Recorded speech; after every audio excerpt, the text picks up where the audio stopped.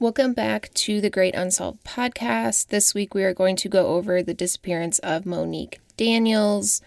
There is not going to be a video podcast for this one, just because I haven't had the time. Hopefully I'll be able to get a video up of this case soon, but right now that's just not happening.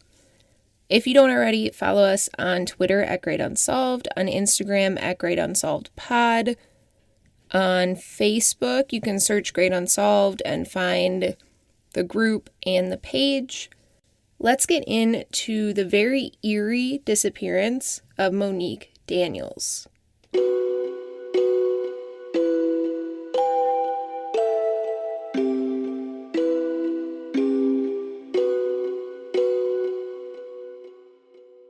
If you have any information in the Monique Daniels case, you can call the Moore Police Department at 405-793-5151 or the Oklahoma State Bureau of Investigation at 405-848-6724. Monique was born on June 16th of 1976, so she would be 46 today if she was still alive.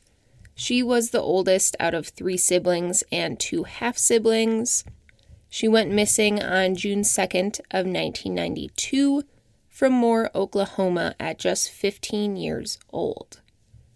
At the time of her disappearance, she was 5'4" tall, weighed 125 pounds, was said to be wearing a men's large green military flight jacket, and a men's diamond ring. It's said that this diamond ring was taped to keep it on since it was not her size. Most likely, she had wrapped tape around the bottom part of the ring so that it just didn't slip around and it had a tighter fit. She was a white female with blonde hair and blue eyes. She has a half-moon-shaped scar on her left ankle and a 3-inch scar on her right shin. She has a mole on her upper left, right above her lip, and her upper left incisor tooth is chipped. Sometimes she wore blue wire-framed glasses, but not all the time. And there's a possibility that a blue Chevy pickup truck could be involved in her disappearance. So Monique Daniels was born to her mother Candace and her biological father, who I couldn't really find a name for. Candace and Monique's biological father had 4 children together, of which Monique was the oldest. But it said he was very abusive. It said he was verbally, physically, mentally, and maybe even sexually abusive, which obviously was not a good situation for Candace or any of the 4 children. Eventually, Candace did leave him for good and for the good of herself and her children. I believe at this time, or he may have gotten out by now, but her biological father was in prison for sexual assault.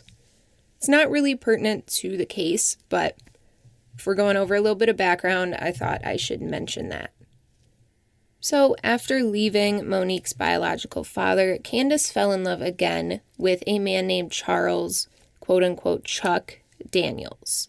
Throughout this, we will call him Chuck because that is what most sources call him, and I believe that's what he was called most often. Both Candace and Chuck had worked in the military, so they pretty much saw eye to eye on how to raise the children and keep their house in order. This also meant that it was a pretty strict household.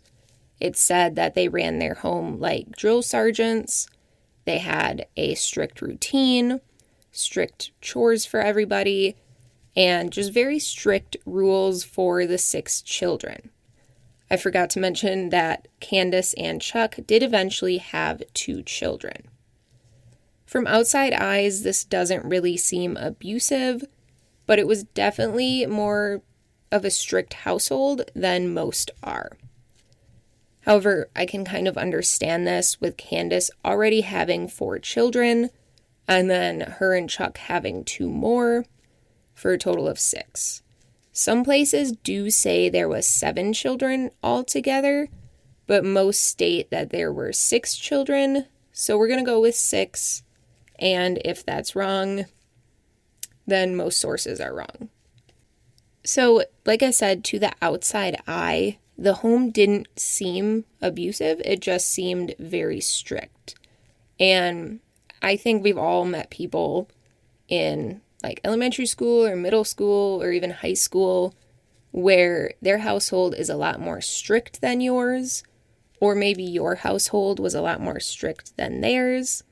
So it's not that weird to me to have people be kind of like, oh, that's interesting, because it's just such different strictness, if that makes sense.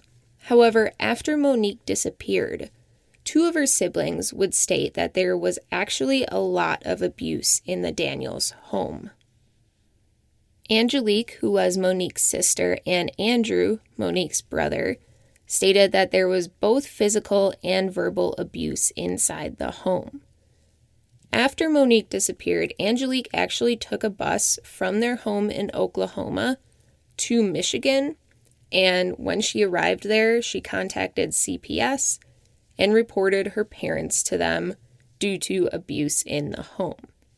She was only 15 at this time, but she was fairly determined to bring these child abuse charges against her parents, well, her mother and her stepfather, probably because she had experienced it and she knew there was still 4 other children in that home. However, Candace and Chuck have denied these allegations. They have stated that both Angelique and Andrew were mentally unstable and had substance abuse problems, so they basically implied to the public that the account of these 2 children should not be trusted. However, we'll get a little bit more into the accounts later, and it seems a lot more than just something they made up. From family and friends' accounts of Monique, it is said that she was what everyone wished they could be. She was very well liked, she was pretty, she had a lot of friends, and it said she was incredibly smart. She was described as someone who always wanted to help others and put others before herself. Apparently, she even wanted to become a doctor, which people thought she would be great at due to her smartness and how compassionate she is for others. It seems like the majority of people who knew her talk very fondly about her, and the ones who don't are her mother, her stepfather, and the children that are still defending her mother and her stepfather, if that's the right word. There's not a ton of information between Monique leaving her biological father with her mother and her 3 other siblings until she was 15, the year she went missing. But besides the abuse, I believe everything was pretty much normal as it could be with abuse happening. At 15 years old, which was the year she disappeared, but I believe this was earlier in the year because she disappeared only about 2 weeks before she was to turn 16. But at 15 years old, Monique became pregnant, and this was not okay in their household. Once again, it was run like the military, and they were said to be a pretty religious family, so this was kind of looked down upon, and the parents were outraged at this. So Chuck forced Monique to get an abortion, which Monique did not want to do at all. It is stated she really wanted to have the child and raise it, and she thought she could do it. In my opinion, that is just another layer of abuse. It's being controlling in one of probably the most controlling ways you can be controlling. I'm not explaining that great, but it's a very traumatic experience for pretty much anyone, and especially for someone who was only 15, as I'm sure it was for Monique. I don't think this should have ever been forced on her, and it just kind of adds to the suspicion mounting on Chuck and Candace Daniels. After this forced abortion, Monique, understandably, in my opinion, ran away from home. Both Candace and Chuck freaked out at this and began searching right away. They ended up reporting her missing to police, and they seemed really genuinely worried about Monique not being at home. Luckily, she was just at a friend's house, and it's said that she ended up staying there for quite some time before coming home, but at least she was found fairly quickly. When she finally came home, understandably again, things were tense. Monique would fight with Chuck the most, and sometimes Monique would fight with Candace as well. But something tells me she was not always the one starting the arguments. It seemed like everyone was against Monique, at least her parents.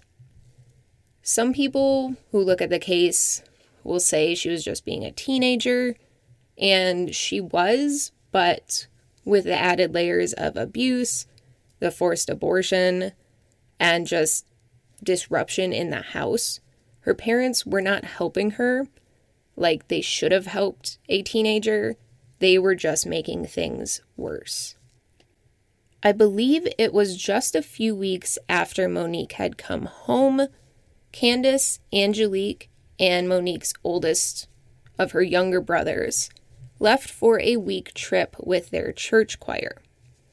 Angelique would later state that her mom was super off this entire week, which later, people speculate, it's almost like she knew something was happening back at their home. She was pretty quiet, and Angelique just says something did not seem right. After these three left, it left Chuck, Monique, and three of her younger brothers at home. It was later stated, either by Chuck or Andrew, one of the brothers that was left at home that would later speak out, that Monique and Chuck got in a huge argument. Could have been their largest one yet. I do want to have a disclaimer that I believe some of the information of what happened did come from Chuck, so it could only be trusted as much as he can, which isn't much. But I believe other parts came from Andrew, who was there, and some reports of the house and how things worked in the family came from Angelique as well, which, in my opinion, are two people we can trust a lot more than Chuck. If this argument did happen, it was pretty normal in the house, so I don't think the three younger brothers in the home would find it unusual. They were young, and it really wasn't their job to mediate things. After this alleged fight at the Daniels household, Chuck apparently said he decided to take the three boys on a spontaneous fishing trip, and he says that he announced this to Monique as well. Before the three boys and Chuck left to go on this fishing trip, Chuck told the boys that they had to go say goodbye to Monique. However, he emphasized that they could not go into her room under any circumstances, and that piece comes from Andrew. He states that they were told to say their goodbye to her from the hallway. And from their place in the hallway, there was a crack in her bedroom door, like it was just open a little bit, and Andrew states that they could see her legs and feet sticking out from the end of the bed. So kind of makes you think she's sitting with her back to the footboard of the bed with her feet out and the door opened away from the bed. Later, Andrew would also state that she was super still. He said she was too still, and she never responded when they said goodbye, which was very odd to them. Another one of her brothers, though, Charles, states that he gave Monique a hug before leaving on the fishing trip, and she stated that while she wanted to go with them, she couldn't. So it all depends on who you trust in this case. I don't know whether Andrew or Charles was older, but probably go with whoever's older because the younger one might be able to get things mixed up a little bit. And Andrew's account seems to line up with Monique's disappearance and some of the theories a little bit more. On this same day, a neighbor stated that they saw Monique loading some things into a blue Chevy pickup that a white male was sitting in. So there's a possibility that this blue Chevy pickup is involved in her disappearance. So, without any fishing gear, Chuck and the three boys set out for their spontaneous fishing trip. They drove 2 hours in the pouring rain, which is also not great weather for fishing. Then they got off at a random exit, got food at a fast food restaurant, and then drove 2 hours back home without going fishing on their quote-unquote fishing trip. It is later speculated that this could be a little bit of a setup for Chuck to have an alibi in this case. Eventually, they did get back to the family home, but Chuck made the three boys wait in the car for over an hour, according to Andrew.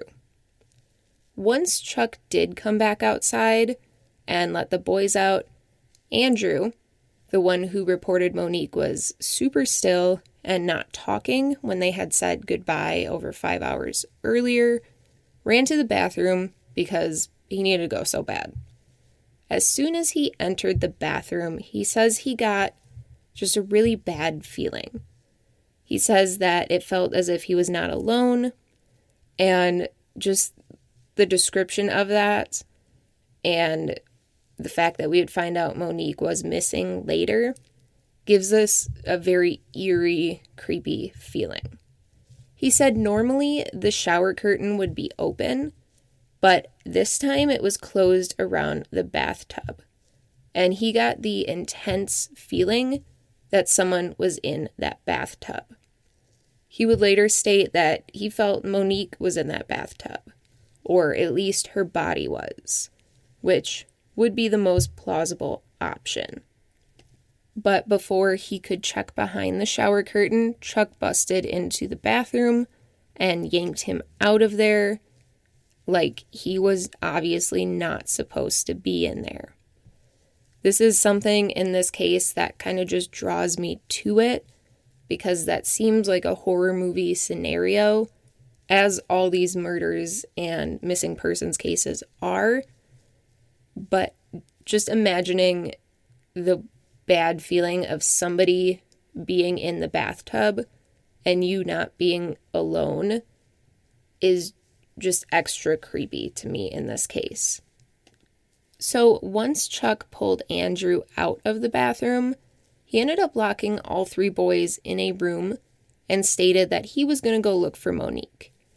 Not sure when he addressed that Monique was not home, but whatever, he locked them in this bedroom. It is reported, most likely by Andrew, even though I do not have confirmation of that they stayed here for 2 full days until Chuck returned to let them out. When they were let out, Monique was nowhere to be found. A lot of people speculate that Chuck was probably cleaning some things up while the boys were stuck in the car, and then when he put them in the bedroom, he cleaned up a little more and took Monique's body out of the bathtub where he would have put it when the boys were in the car and disposed of it.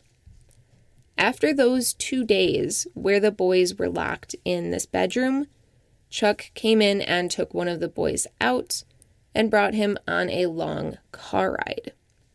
This brother that went on the ride with Chuck reported that there was an oil barrel in the bed of the truck, which was not normal for Chuck or his truck.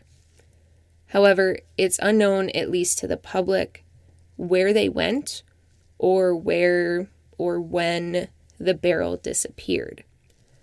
But once again, it's believed by a lot of people, and I can kind of follow the theory that the oil barrel contained Monique's body.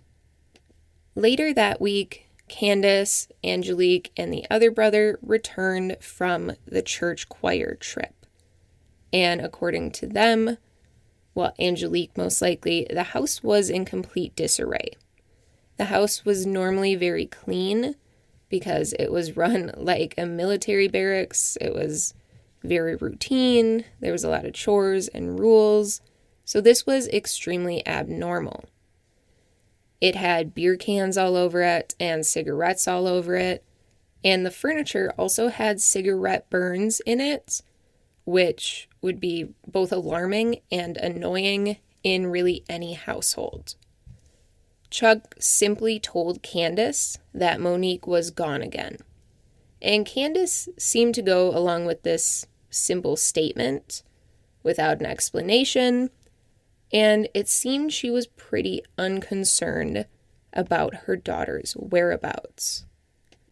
An empty pregnancy test box was also found on the counter in the bathroom, which I kind of could attribute to, obviously, either Monique had taken it, and maybe if she took it and she was pregnant, she ran away to avoid getting another abortion, or it could have been set up like that by Chuck, who wanted to have a reason for Monique running away.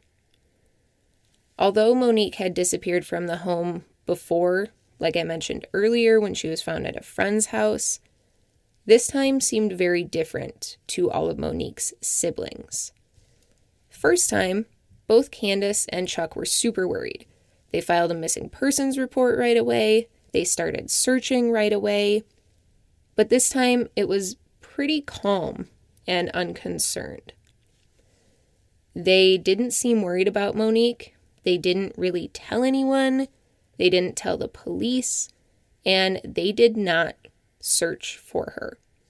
Which, if your child ran away multiple times before and they ran away this time under maybe the same circumstances, I could see being a little less worried, but that doesn't mean you don't look for them or you don't talk to police. And this time, Monique, I believe she had only run away one time before.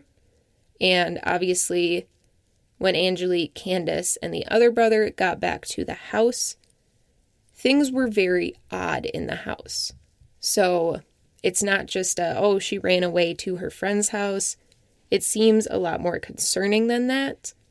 And it seems like a good parent would be a lot more concerned about their daughter being missing. In addition to Chuck and Candace not being concerned with Monique not being home, the family began to push Monique out of their life. They ended up taking new family photos without Monique, obviously, and put these up in the home in the frames that formerly held the family photos with Monique. It's reported that her 6 siblings were banned from speaking about her, and it was kind of seeming as if Chuck and Candace wanted to just erase the memory of Monique entirely. Maybe then they would find it less odd that Monique never came home. It doesn't make sense. From the Charlie Project, quote, Chuck reportedly said the house was so much better and tranquil in the aftermath of Monique's disappearance, end quote. Around 6 months after Monique disappeared from the family home, her aunt, her mother's sister, asked for the missing persons report that the parents had filed, or that she believed the parents had filed, because that's what most people would do. She said she wanted to put it into the database for missing and exploited children because she thought they may find Monique easier that way due to the reach of the database.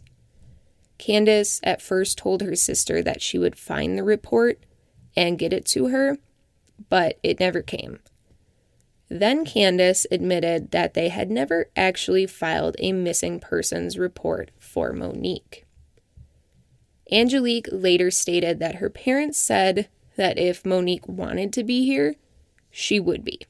So this is basically stating that her siblings, the family, didn't need to worry about Monique, and that Monique didn't want to be with them. Chuck and Candace wouldn't file a missing persons report for Monique until 1994, which was about 2 years after she disappeared. Conveniently for the Daniels family, right after the aunt asked for the missing persons report, quote, Monique called the home and spoke to Angelique, stating that she was okay. She just was not coming home. That night, Candace called the entire family and stated that Monique was alive and okay.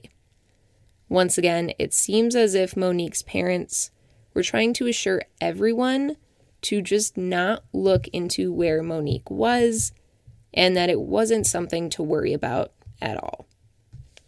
In the coming weeks, the family also received some letters that were said to be from Monique. In them, quote, Monique stated that she was now married and had a child named Chelsea. She said that her and her family had moved to Alaska, but she was happy and that everything was okay with her, so no one needed to worry. I do kind of have to mention that some of these sources state that this call and these letters came just a week after she disappeared. Others say 6 months, and others say much longer. I believe it was after 6 months after the aunt asked for the missing persons report. Maybe it was a few weeks after that. But there are many different accounts of when these letters and this phone call happened. The aunt of Monique, seemingly the only adult who kind of had a conscience or a working brain in this whole thing, was very suspicious because the calls and the letters seemed to line up with questioning about where Monique was and why the missing persons report was never filed. Maybe rather than looking like bad parents or sounding more suspicious, they faked these letters and the phone call. It did seem like a very convenient cover-up. The aunt, because of her suspicions, actually scheduled a handwriting analysis appointment at the police department for these 2 mysterious letters. She was believing that Candace had written these letters. If she had, this most likely meant that something was super wrong in the case of Monique. If a parent needs to kind of throw suspicion off of them, obviously whatever happened was not good. But before this handwriting analysis could happen, another very coincidental and convenient thing happened. The Daniels' home got broken into. Apparently furniture was all tipped over, there were radios missing, but the main thing that was odd was that the letters were missing. These were the letters that the aunt wanted to analyze the next day, which made this seem 100% like a staged burglary in order to avoid suspicion when the letters were found out to not have been written by Monique. About a year after this, Angelique had enough of the lies and abuse in her home, and she ran away to Michigan, where her aunt and her other family lived. So there was a place for her to stay. This is what I mentioned in the beginning. She took a bus from Oklahoma to Michigan, and immediately when Angelique ran away, Chuck and Candace filed a missing persons report and began to look for her, which was incredibly different from the reaction when Monique went missing. Although this was 22 months after Monique went missing, this was the first time they reported her missing because it was just kind of convenient. They were going to report Angelique missing, so why not just get both out of the way? When Angelique's aunt picked her up from the bus stop in Michigan, Angelique admitted to faking the phone call from Monique and writing the letters. She stated that Chuck was telling her that Candace, her mother, was suicidal since Monique left, and that if they made it seem like Monique was okay, then Candace would be okay.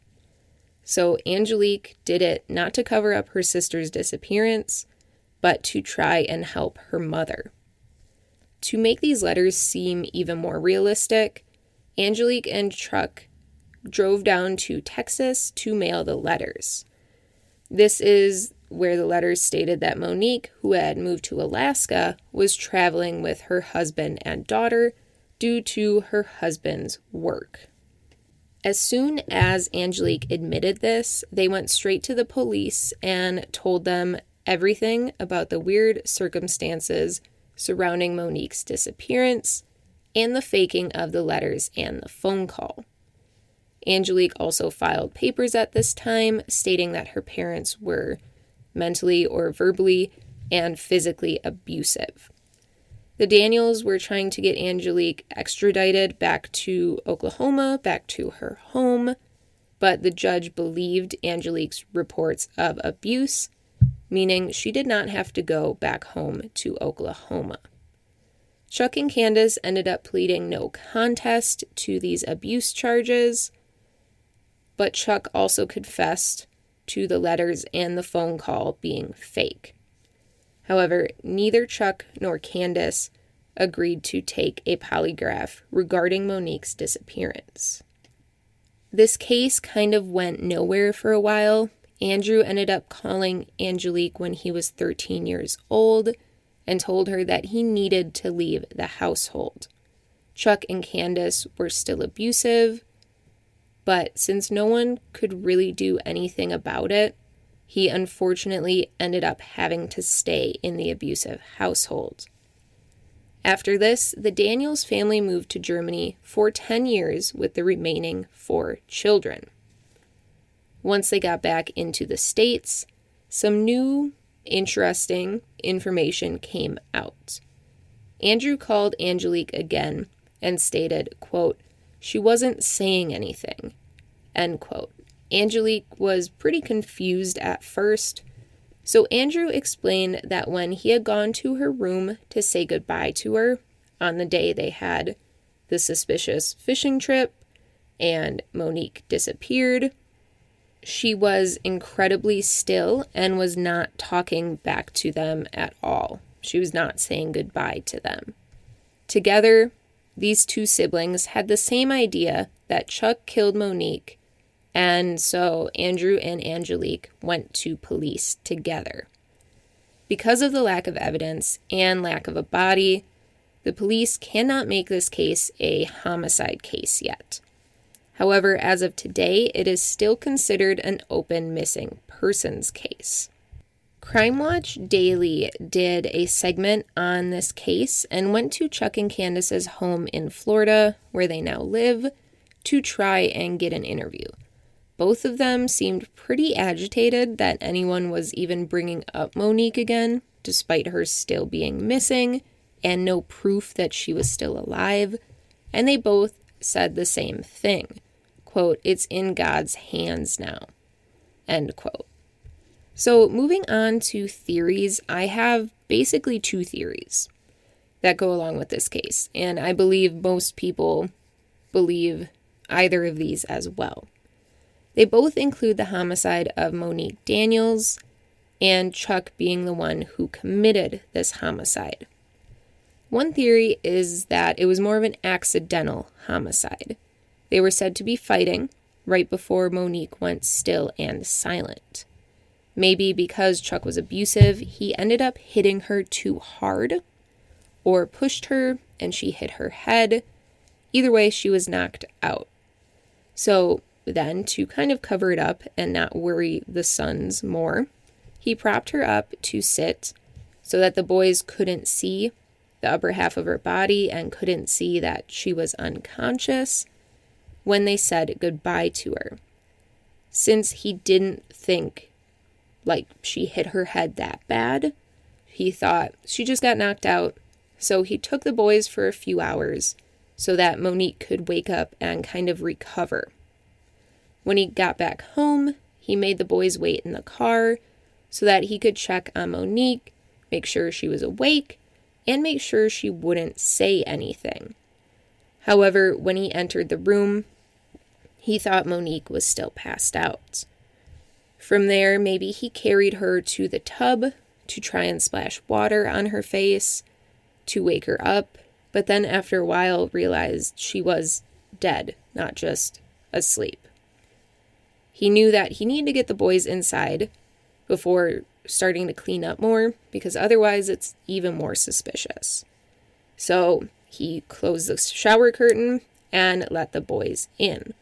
This is when Andrew ran into the bathroom and got the eerie feeling that he was not alone and that somebody was in the covered tub. But after this, he locked the boys in the room and proceeded to clean up the home and later dispose of Monique's body in the oil barrel. Theory number 2 is similar, except Chuck purposefully inflicted blunt force trauma on Monique or strangled her. These are just my 2 theories for cause of death, because these would be relatively quiet and probably a little less messy ways of killing her since the boys were still in the home. Then he took the boys on that odd road trip to kind of form an alibi for the time he was going to say Monique left the home. And when he returned home, he started the cover-up, cleanup of the murder. Like I said, both of these end up in him putting Monique in the unknown oil barrel, taking one of the boys, and driving to an unknown place and dumping her body. This could also be, either of these, could be a reason why the open, empty pregnancy test box was in the bathroom. Like I said earlier, could have been an easy way to kind of mount suspicion that she ran away on her own because she had wanted to keep the child she had been pregnant with earlier that year. None of this has been proven. It's all alleged. But in my opinion, which is just suspicions, alleged, it is not fact, it has not been proven, I firmly believe that Chuck killed Monique, whether accidentally or purposefully, but once again, that's just speculation. Otherwise, I feel like there is no explanation for his actions surrounding her disappearance, and I'm kind of back and forth on whether Candace knew what happened. Angelique would later state her mother was pretty off the entire week they were gone, which could make sense if she knew what had happened or what was going to happen, if it was planned. And when they got back, she was very calm about Monique missing. She didn't really care. She just said, "Oh, okay," and just left it. And just her willingness to believe the phone call and tell the entire family kind of makes me think maybe she didn't know, but she could have just been using that kind of excitement of Monique calling, writing, still being alive as a cover-up so that they were not as suspicious.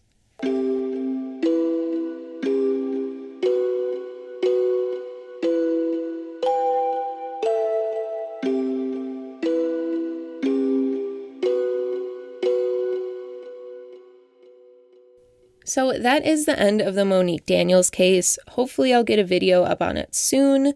It is a very interesting case to me. It is a very sad case for both Monique and all her siblings who went through the abuse, even though they did not disappear or get murdered like Monique. But hopefully it could be solved one day because we have the accounts of her siblings, and Candace and Chuck are both still alive, I believe. But it's just an eerie case. Anyways, if you don't already, follow us on Twitter at Great Unsolved, on Instagram at Great Unsolved Pod. You can search Great Unsolved on Facebook, find our page and our group. All those links will be down below, as well as TikTok link, blog link. So stay safe and have a wonderful rest of your week.